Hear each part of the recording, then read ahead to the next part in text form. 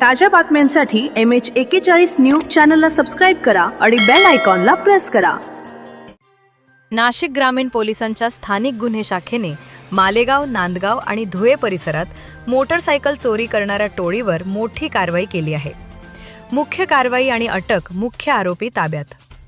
मुत्सिर अहमद जमील अहमद उर्फ मुत्सिर वायमॅन, वय 30, राहणार जाफरनगर, मालेगाव।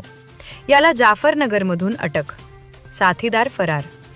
मुज्जू फीटर, राहणार नूरबाग, मालेगाव। याच्यासोबत गुन्हे केल्याची कबुली सध्या पोलीस त्याचा शोध घेत आहेत। गुन्हे उघड।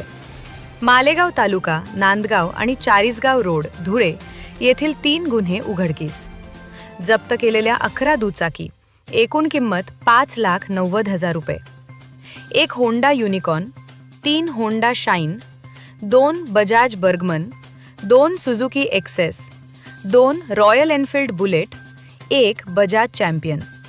कारवाई करणारे पोलीस पथक मार्गदर्शन डॉक्टर DS स्वामी, जिल्हा पोलीस अधीक्षक, आणि श्री सूरज गुंजार, अप्पर पोलीस अधीक्षक, मालेगाव।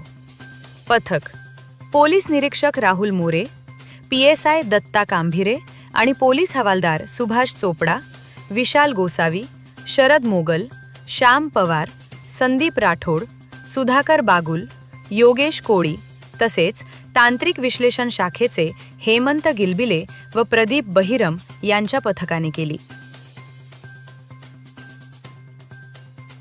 चोरीला गेलेल्या दुचाकीबाबत नागरिकांनी आवश्यक कागदपत्रांसह मालेगाव तालुका पोलीस ठाण्याशी संपर्क साधावा। तसेच जुनी दुचाकी खरेदी करताना मूळ कागदपत्रांची पडताळणी करूनच खरेदी करावी, असे आवाहन पोलिसांनी केले आहे।